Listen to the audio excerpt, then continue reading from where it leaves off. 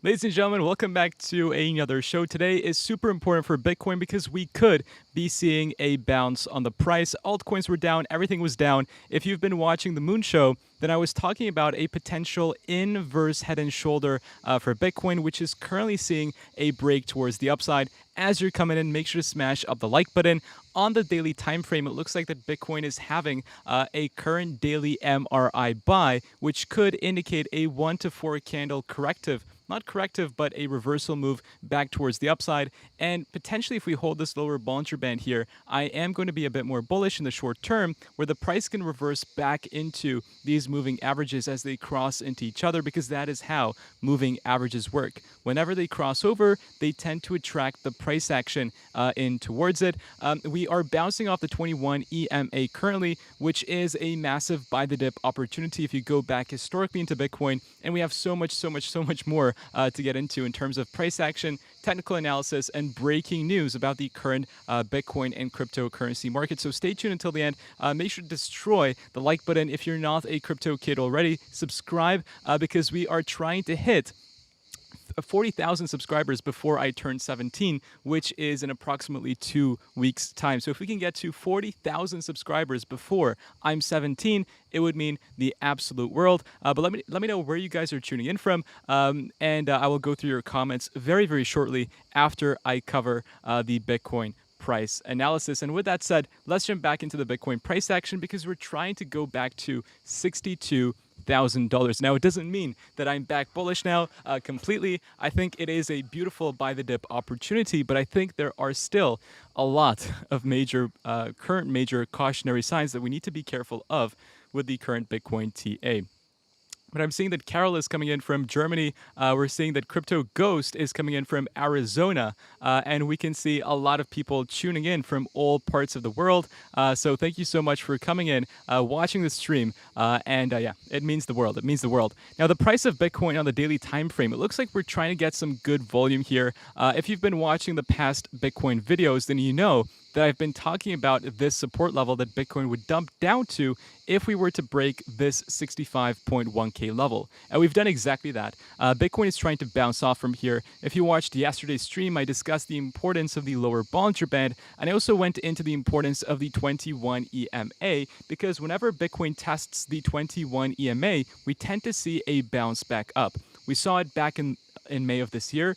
We saw it back in June of last year or May of last year. And we saw it multiple other times in previous Bitcoin cycles. If you go back to 2017, 2019, we have done the same. So I think the 21 EMA overall is a massive buy the dip opportunity, but it does not mean that the bear case scenario for Bitcoin is over at all. It really does not mean that the bear case scenario is over, because there are still massive warning signs, such as the 2-month gravestone doji forming with an MRI top, which it predicted the top of Bitcoin back in the 2021 bull cycle. So I think in the macro, Bitcoin does still have a lot of warnings that we need to be careful of. I think in the short term, if especially the next week's candle can close bullishly in above this current reversal candle, which still has 5 days to go, everything can change.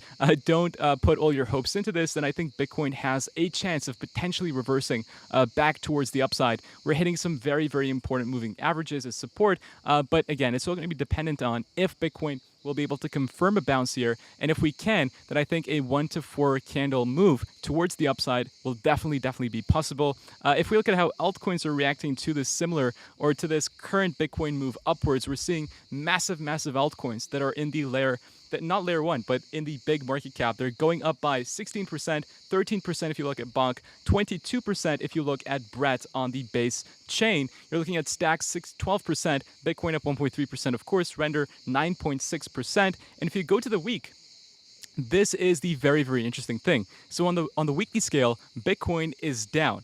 Bitcoin is down 4.1%, but altcoins are up 47%, Injective up 20%, Near Protocol up 22%, Pepe up, Bread up, Render up, right? Altcoins are going up. And I think this is a massive opportunity for potentially altcoin season. I mean, we know the meme that, look, you've been in crypto for the past 5 years, you must be super, super rich. But clearly, that is unfortunately not the case for us right now. But I think altcoin season will be coming in soon. I told my friend, look, yesterday, I think it is a beautiful buy the dip opportunity for your top market cap projects going into Solana, Injective, a lot of these big Dogecoin like, Shiba Inu. I think it is a cool buy the dip opportunity. And you can see that altcoins have recovered pretty strongly in the past 24 to 48 hours. So I think altcoin season could be coming in soon, especially with Bitcoin dominance dumping pretty strongly here after Bitcoin's crash. And I think it's all going to be dependent on Bitcoin's performance if we consolidate or if we decide to drop further down below. Yeah, I need to breathe. Yes, that is a good shout. I do need to breathe. Joel is tuning in from Philadelphia. Thank you so much for tuning in, Joel.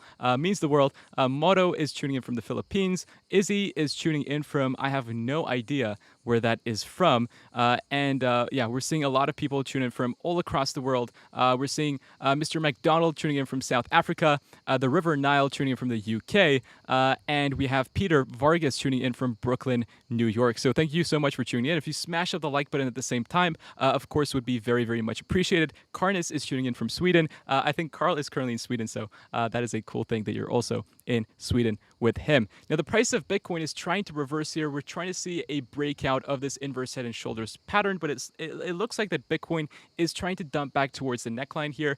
I personally don't like to trade these short-term charts. I'm not a fan of 15-minute time frame scalp trades, but I do think that if Bitcoin can, confirm a breakout, I think it has, there is a possibility of reversing further back towards the upside, specifically because we do have a daily MRI buy, which usually indicates a 1 to 4 candle move back towards the upside in terms of a reversal. And if that is to happen, I think these moving averages could be retested, because whenever moving averages start to cross into each other, they do attract price action into them.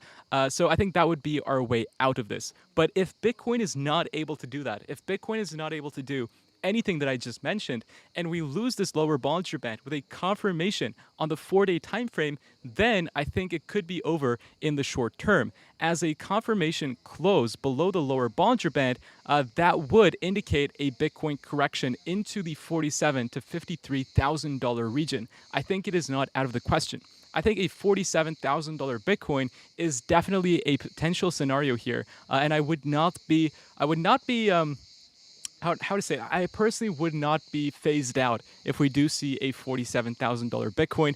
I think it would just be a massive, massive, massive buy the dip opportunity. Of course, if you are in Bitcoin long positions, I put my stop loss just below the lower Bollinger Band here at 59.5, approximately 59.5. And if we go below it, then I'm getting out of my Bitcoin long position in the short term, and I'm going to wait for a correction to 53.47 to be buying Bitcoin up again. If you have parents or if you have uncles or aunts or relatives or friends or family that has not bought Bitcoin yet, this could be the opportunity to go ahead and educate them about Bitcoin and tell them, look, Bitcoin is this revolutionary thing, and you probably have a once-in-a-lifetime opportunity to be accumulating Bitcoin if it dumps back down, or while Bitcoin is sitting at 62K as well at the same time. I think right now, even if we dump, that is a beautiful buy the dip opportunity, and don't be phased out if Bitcoin does decide to correct here, because in Bitcoin bull markets, we do tend to even see 40% corrections from a local high. It does happen. If we go back into the 2017 cycle, you can see that when Bitcoin was pumping astronomically, we saw a 1 monthly candle that did a 40% correction. If we go to how much Bitcoin has corrected in this cycle from the swing high, then you're only looking at like a 20% correction. So even if we go down by 40%, that is going to take Bitcoin to approximately $44,000, which is below our buy the dip target. And even if that happens, I think a bull market is still in play. It does not mean that the bull market is over. So even if we do see that, then you just need to be, you need to have a massive conviction and understand that you're in this for the long term and you're not in it for the short term. Now, one of my friends, Mark Wood, who I really look up to in his analysis, he did share a chart with me while he was on the go. He mentioned that, look, these two moving averages are crossing bullishly. I have no idea what those are. He is on the go, but he's saying, look, this is a massive good long macro sign for Bitcoin, because whenever they do cross over, like you see here back in 2017, the price of Bitcoin goes astronomically higher in terms of price target. We saw that Bitcoin is bouncing perfectly off of this yellow moving average. Again, no clue what moving average it is, but yeah, he was on the go and he just shared this chart. I think it is a pretty good buy the dip DCA target number one that you can go into Bitcoin potentially. I think it is absolutely fantastic. So just going over the charts again, daily looks like we could be having a 1 to 4 candle reversal back up if this candle closes in the green as it is looking like currently. If we do have that 1 to 4 candle reversal, I would be looking at 64.8 and potentially this moving average crossover zone at $65,000. But any move further up, I would be skeptical about, because in the macro, I think Bitcoin is looking a little bit more bearish here. Bitcoin is bouncing from the 21 EMA, historically a perfect buy the dip opportunity. The ascending triangle, unfortunately, is lost. So if you're looking for a target for this ascending triangle, again, I would be looking for a lower Bitcoin going into the next few months, and that would be taking Bitcoin to the $49,000 level, and that is perfectly in between our target of a $47,000 to $53,000 Bitcoin. We do have this perfect double top at the same time. There are a lot of bullish things, but I'm just giving you the worst case scenario for Bitcoin. If it does happen, then do not be scared. On the 2-month, Bitcoin is forming a reversal candle followed by an MRI top, and we have the current correlation between Bitcoin, gold, S&P, and inverse correlation with the dollar. I think that potentially political tensions are going to be rising a lot more in the next few months, and that could cause a bigger asset inflow into Bitcoin. So do be careful. If we do have political tensions rising, then I think Bitcoin will be a preferable asset, just like gold and the dollar. Now, the S&P correlation is interesting because whenever the S&P goes up, we tend to lose that correlation, where when the S&P goes up, Bitcoin goes up. We've kind of lost it, right? We're only following the S&P when it goes down now. So in an event where the S&P goes down, which I think it will, because we have a bearish divergence on the RSI, we have an extension C on MRI, which is a massive kind of indicator that in the long term we may see a correction because the market is exhausted. So I think we could have a small correction here, specifically because Nvidia is also printing a bearish divergence. We have an MRI top that would cause the S&P to fall in the short term, and that could impact Bitcoin in a negative way, taking us down to those levels that we talked about. But as I said in the macro, Bitcoin is still in this 4-year bullish trajectory. Every single cycle we do the same thing. Once we confirm a breakout above the prior all-time high, Bitcoin tends to go higher and higher. So that is something important to keep in mind. Do not be faded away by these corrections in the short term. Bitcoin in the macro still looks very much bullish. Now, something that does not look too bullish overall is, of course, the ETF flows currently. The ETFs have been having a little bit of a outflow. Like I said yesterday, I said that in the next 48 hours, we'll probably be having $200 to $400 million of Bitcoin coming out from the ETFs. Completely normal, but I think it's still very much bullish because, we had a 7% correction in the past 24 hours for Bitcoin, and only $200 million or less than 200 million have been coming out from the ETFs. What does this mean? Well, whenever Bitcoin goes up 7% respectively, we have like a $600 to $800 million inflow into the ETFs. So we're sitting at a 2.5x amount of Bitcoin flowing into the ETFs when we have a bullish move of 7%. And, when we go down 7%, then we go down, a lot less comparatively compared to the inflow number. And I think that is a beautiful thing that's happening for Bitcoin. Now, everybody in the market is absolutely frightened. Everybody in the market is absolutely frightened. The fear is sitting at 30. Okay, so people are currently very, very scared by this 7% correction towards the downside. And we know from Warren Buffett that when there is a time of fear, it's usually a good time to be buying Bitcoin, right? And not just Bitcoin, but any other asset. In a time of blood on the streets, that's exactly when you want to be accumulating. Like, for example, if there is a sale, right? If there's a sale at your favorite store, let's say PS5, right? PS5s are in a 25% discount. Do you want to wait for that discount to be over to buy the PS5, or do you want to buy the PS5 while it is in a discount? Now, you probably want to buy the PS5 while it is at a 25% discount, not later on. So I would make the same argument here. If you want to buy Bitcoin, probably a 7% discount is a good enough one.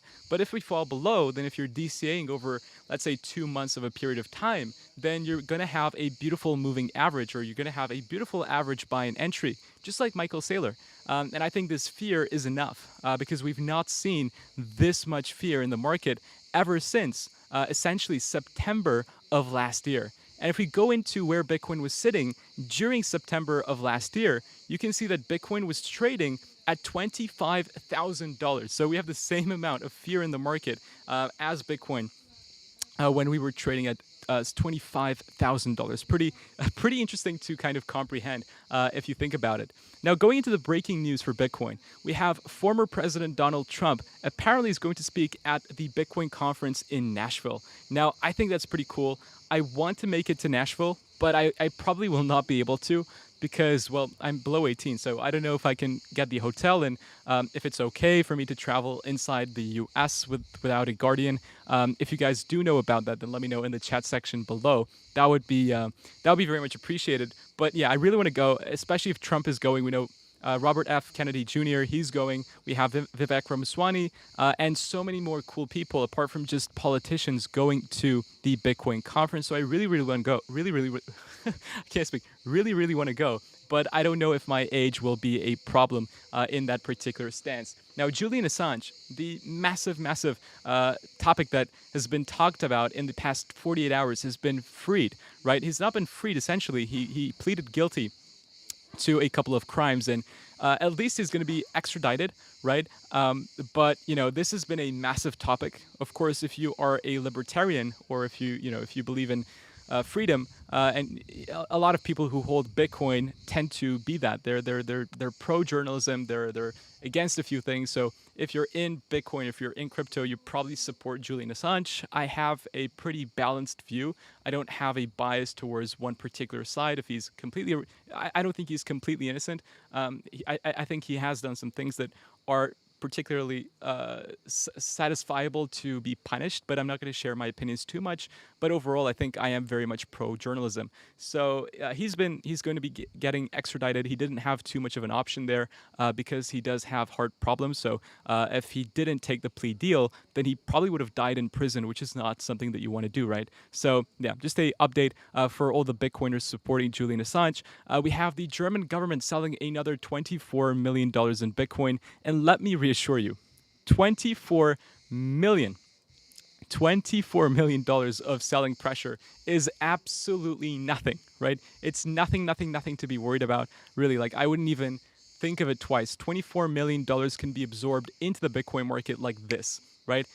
Into the market like that. There is literally, you don't need to worry about it. There is enough liquidity in Bitcoin to absorb a $24 million selling pressure from the Germany government, and they'll probably do like an OTC deal. They probably won't just sell, they won't just market sell $24 million in Bitcoin. They probably have some sort of risk management in place, so I wouldn't be worrying about it too much and stressing over it for a very long amount of time. Now, the FDIC warned 63 banks that they have been added to a problem list. Now, earlier on this year, we found out that $517 billion worth of unrealized losses hit the U.S. banking system, and FDIC says that 63 lenders are on the problem list. I think that a lot of small banks are getting into trouble here as the interest rates remain higher for a longer amount of time. And it's probably a good idea to start cutting rates here, because I think if we go on for longer, then most likely a lot of small banks are going to be in a lot more pressure and potentially go under trouble. And do they care about that? No. Because even if they do, then they have the FDIC potentially going to bailing them out. And because the U.S. has the dollar as the reserve currency of the world, that's not an issue either, because they can just print more money to continue bailing these banks. So I don't think it's a massive issue for the U.S. alone, but it's just showing you how weak the economy is and how much this kind of representation on the stock market does not really give you the entire idea of the entire economic sentiment in the US. Like, if we look at the PCE data over the past 20 years, you're seeing inflation at astronomical levels, right? You're seeing cost of living go up by crazy amounts, and it's not 2.8%. No, it's like 87% or 100% in different food prices, for example. And your wages, the money you make, is not going up simultaneously to contradict that figure. And that's the issue, right? We have a massive, massive cost of living crisis. And the stock market is not an accurate representation of how well the US economy is performing. And how does that affect Bitcoin? Well, if people don't have money and if banks go under, then essentially that's showing that the US is having a weak economy. And that will scare many investors to pull their money out of the US dollar. Now, we know that the dollar and Bitcoin have an inverse relationship. So if one falls down because you trade Bitcoin against the US dollar, then Bitcoin on the other side would be going up. And I think Bitcoin will be reaching $1 million, $10 million eventually. I think it will be happening. But you just need time. You just need time for BRICS to come up with their own reserve currency and the US dollar to lose value. That will happen eventually, but it's just a matter of time. Maybe not this cycle, but potentially going into the next cycle. Now, I will take some of your questions, and I do have more to share with you, specifically about Michael Saylor and Anthony Pompilano. I'm just going to check if I have the video here, because Pompilano went on CNBC, and he was talking about something very interesting about actually AI, robots, and their use of Bitcoin. I personally think that Bitcoin is going to be the currency of robots, AI, and the next generation. I think that's not a massive, too far of a shout. I think it's definitely possible. I mean, if you've been watching my videos over the past, couple of weeks and months, you know that I've been saying this. I mean, eventually, robots and AI, they're going to gain their consciousness. So when they want to pursue their transactions, they are going to be using some sort of a currency. And I really don't think that, people or banks, they will give bank accounts to, robots or AI essentially. So what are they going to do? They're going to be using Bitcoin as a sort of currency to transact between each other. And anyone and everyone can create a Bitcoin wallet. It's super, super easy for them to do. So I think AI, robots, and the next generation, they are going to be using Bitcoin. And the amount of adoption there is going to absolutely skyrocket. So I can't wait. I think that's going to be happening next. And I think if you hold Bitcoin, then you believe in that kind of future development that we will be seeing in technology.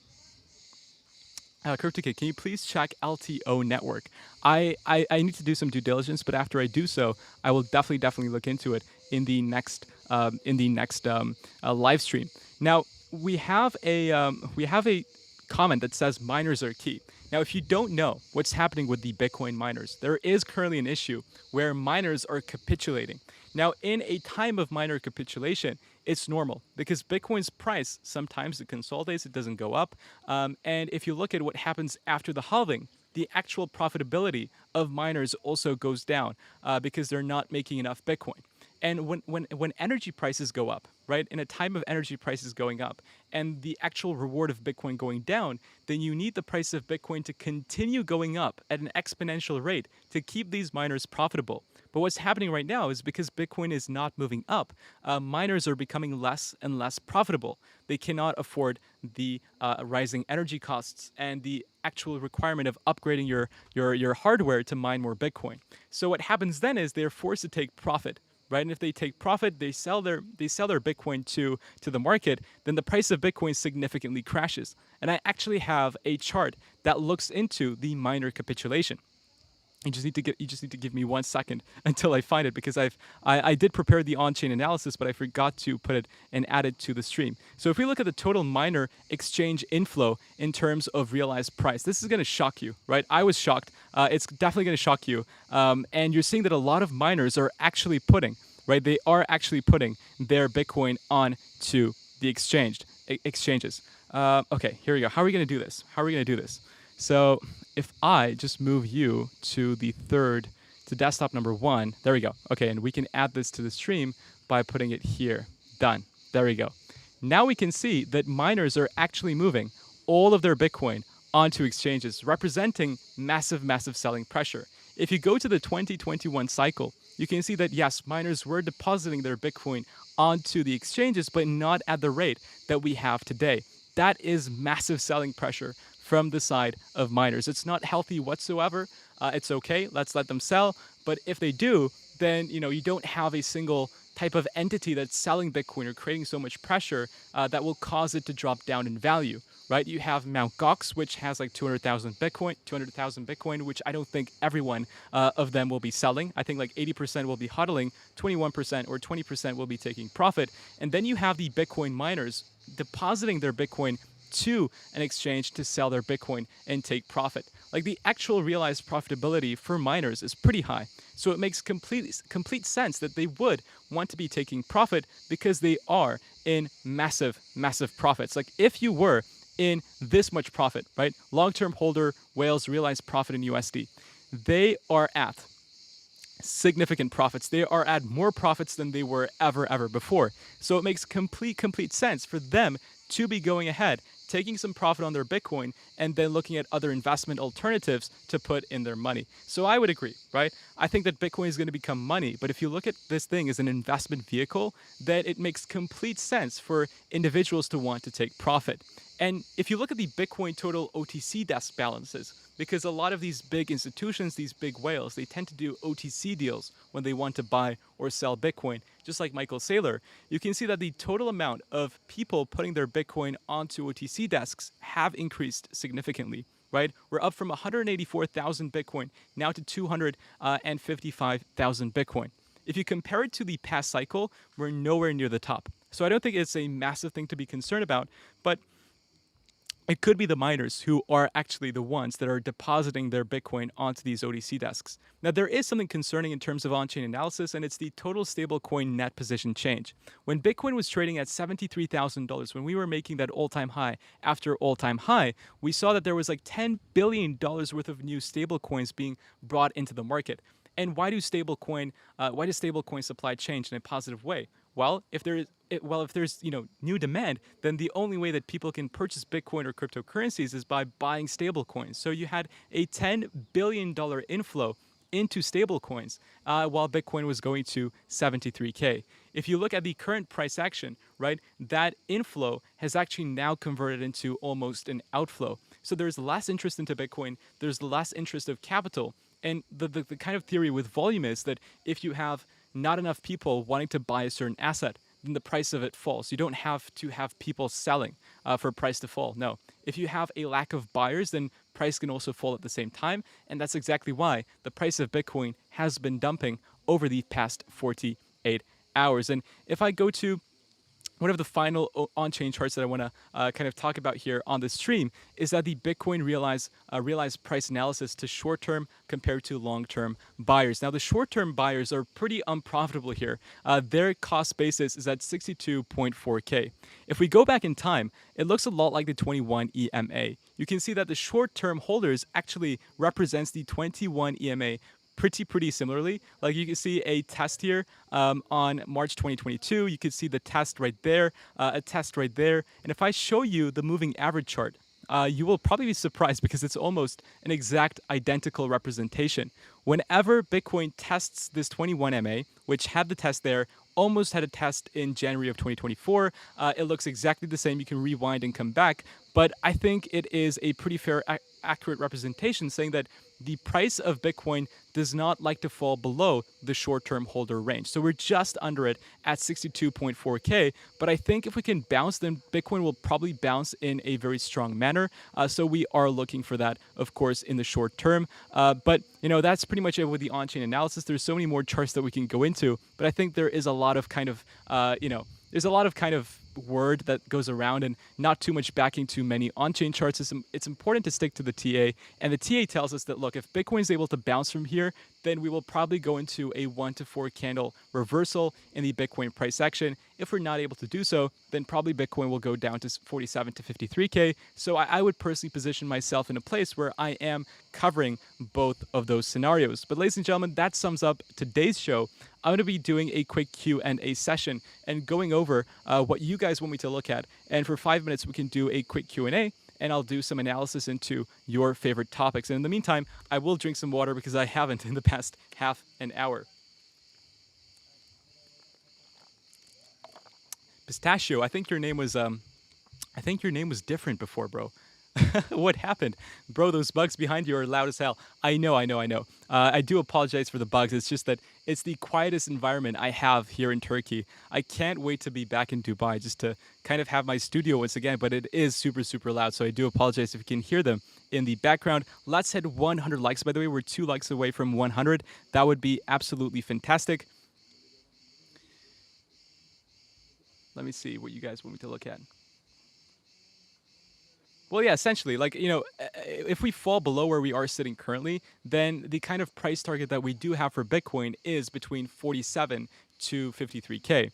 If we are able to bounce, then we're going back to all-time highs. But I just think that there's a lack of volume, so it's going to be interesting if we lose this level. Like, I'm prepared. I put my stop loss. If you watch the previous stream, I put my stop loss to 59.5, and I'm just waiting out to see what happens if Bitcoin's able to drop or pump from where we are currently sitting at. And both ways, I mean, we are going to have a major, major move. I think a major move is brewing on the chart, which is super important to keep in consideration. Yeah, so there is a comment that says, bro, the BRICS countries are in worse shape than the US economy. I do understand where you're coming from, but I think that, yes, the US economy comparatively is probably stronger than every other economy in the world right now. Hence, the value of the dollar is holding up. But I think if you look at BRICS and the combination of countries within BRICS, they're all producer countries. And producer countries, I mean, if there is no production, then there is no money. So if you have, like, I think it was 79 countries who are all essentially producing something, if they decide to go in a coalition and cut off the US from their trade, then what is the US going to do? The US cannot, they cannot develop every single good and service internally. They have to be reliant on different countries for production. And if BRICS like cut off the US, then I think it will be pretty concerning. I think there's still some more time. I think 2027 is the date I mentioned until a BRICS reserve currency is formed. But I think it would be dangerous for the US economy overall until if we do see that. Okay, so yeah, River Nile is like, okay, so buy. I think if you want to be dollar cost averaging personally into Bitcoin, now is a time to be now is a time to be concentrating into the Bitcoin charts. I've been telling my dad, who has been super super hesitant into buying Bitcoin and cryptos, even though I'm literally like in the space 24/7 for the past 3 or 4 years. I've been telling him, look, you need to buy and DCA into your Bitcoin positions. There is no better time to buy than today, right? The best time to plant a tree was 20 years ago, but the second best time is to do it right now. So I've been telling him, like yesterday, I texted him, dude, if you want to buy Bitcoin, you probably want to choose the amount of money you want to allocate into Bitcoin, first of all, and then select a time period. I would go for 2 months. And then every single day, you divide how much you want to invest by 60, and every single day, same time, regardless of the price, you buy Bitcoin. And then you're building a beautiful DCA in. So, in terms of a long position, I would not look into entering longs personally right now until I get a confirmation of Bitcoin's direction. But if you want to be dollar cost averaging into Bitcoin, I do not think that there is a better time than right now to go ahead and do that. Just going through. Please say the word. I think there are different ways to say it. Like Da Vinci says halvening. I say halving or halving, depending on if I want a British accent or an American accent. But yeah, I like to use halving. VRA analysis. I actually used to hold VRA at some point, but yeah, I'll have a look into it for the next show. But guys and girls, that is it for today's stream. I hope you enjoyed it. I think again, right now is the perfect opportunity to look into Bitcoin, understand Bitcoin, because so many people, like 80% of people in crypto, still have no clue about what they're buying. Go and read the Bitcoin Standard. Go ahead and do research. Understand why blockchain is so goddamn important in our era. If you cannot explain to your dad, your mom, your aunt, your sister why Bitcoin is so important and why they should buy it, it means that you don't know enough about Bitcoin. And I think until you can easily explain Bitcoin to your peers and convince them that, probably it's a good asset to be DCing into, then you don't know it enough. So take this opportunity where the market is consolidating, where we're having a small correction in price action to understand about Bitcoin and cryptocurrencies. And once you do, then, I think then you're going to be set for the rest of this bull market. But thank you so much, Mr. Ram, for tuning in. We had an absolutely fantastic moon show as well. Go ahead and check the moon show if you are done watching the stream. I'll put a link potentially in the description after I end off the stream. But guys and girls, thank you so much for watching. Have an absolutely fantastic day, and I'll be seeing you all very, very shortly. Take care, guys, and yeah, bye bye.